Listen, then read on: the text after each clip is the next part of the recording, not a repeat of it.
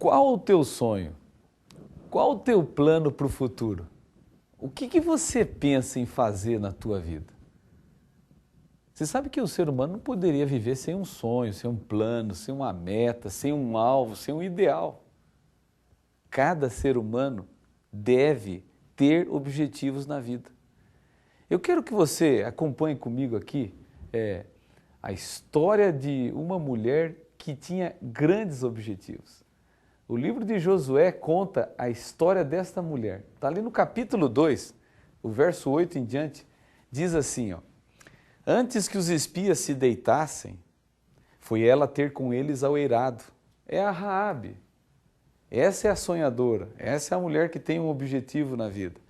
E lhes disse: bem sei que o Senhor vos deu esta terra, e que o pavor que infundis caiu sobre nós, e que todos os moradores da terra estão desmaiados, porque temos ouvido que o Senhor secou as águas do Mar Vermelho diante de vós quando saís do Egito, e também o que fizeste aos 2 reis dos amorreus, Seom e Og, que estavam além do Jordão, os quais destruístes. Ouvindo isto, diz ela, desmaiou-nos o coração, e em ninguém mais há ânimo algum por causa da vossa presença, porque o Senhor vosso Deus é Deus em cima no céu e embaixo na terra.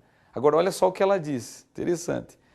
Agora, pois, jurai-me vos peço pelo Senhor, que assim como usei de misericórdia para convosco, também dela usareis para com a casa de meu pai, e que me dareis um sinal certo, de que conservareis a vida de meu pai e a minha mãe, e ela diz assim, como também de meus irmãos, minhas irmãs, e de tudo que tem, e de que livrareis a nossa vida da morte.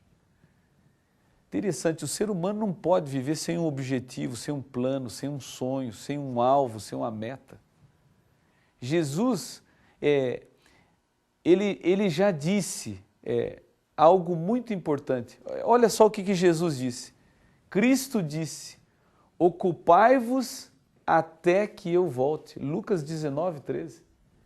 Então, enquanto Jesus não vem, enquanto ele não retorna, você tem que ter um alvo, você tem que ter uma meta, você tem que ter um objetivo, você tem que ter um alvo, você tem que ter um ideal. Interessante, você tem que ter algo pelo qual te motiva a levantar todo dia. Eu até te pergunto, pelo que você levanta? Pelo que você luta? Pelo que você trabalha? Agora, olha só, Ellen White deixou um texto interessante.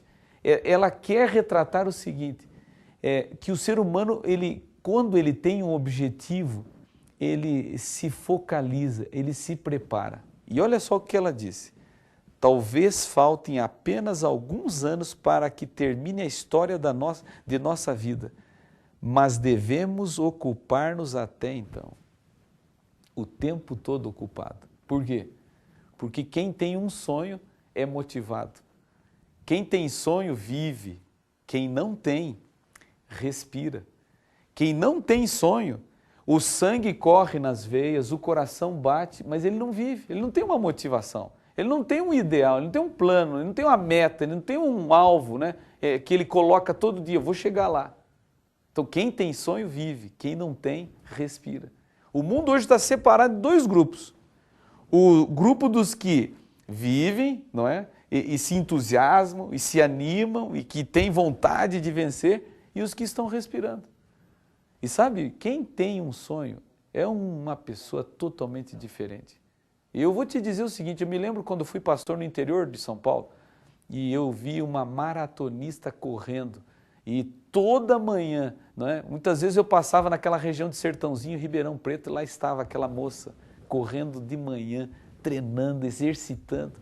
Um dia, ela foi a vencedora, ela ganhou, ela chegou em primeiro lugar. Sonho. Então, interessante. O atleta olímpico, olha só, de 4 em 4 anos, as medalhas estão colocadas à disposição. O atleta olímpico, por causa de um sonho, ele se priva. Por exemplo, ele come uma alimentação adequada, preparada, balanceada. Os seus amigos comem qualquer coisa. Olha só, um ideal, o que faz? Os seus amigos dormem a qualquer hora. Ele não, ele tem uma regra para o sono, né? Então ele descansa, porque ele sabe que daqui 4 anos, quando as medalhas forem colocadas à disposição, se ele estiver bem preparado, ele pode ser o primeiro. Então qual é o teu sonho? Qual o teu objetivo? Qual o teu plano?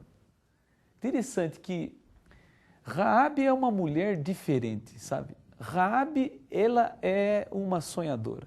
Só que ela descobriu logo cedo que ela tinha uma sorte.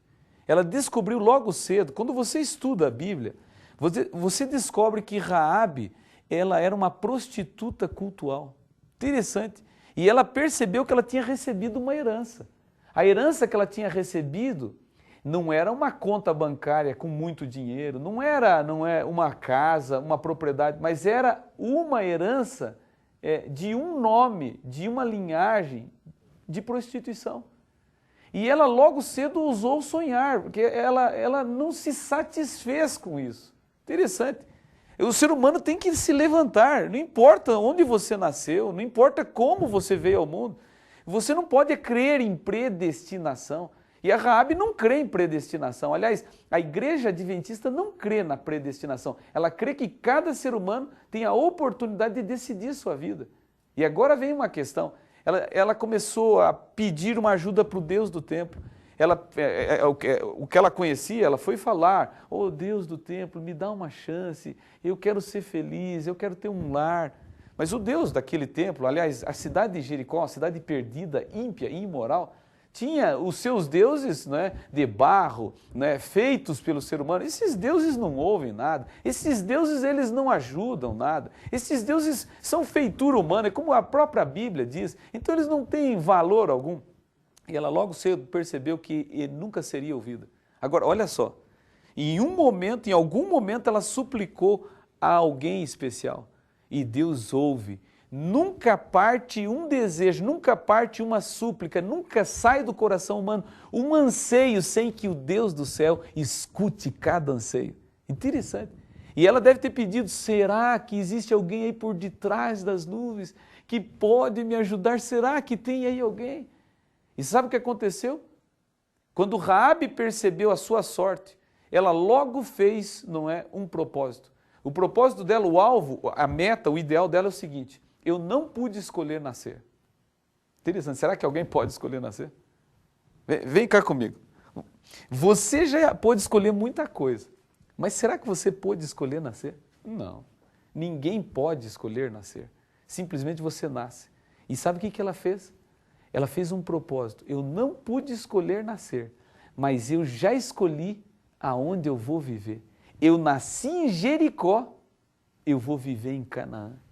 E toda a trajetória, olha, você vai se impressionar, porque toda a trajetória da sua vida, ela vai, em busca de Canaã.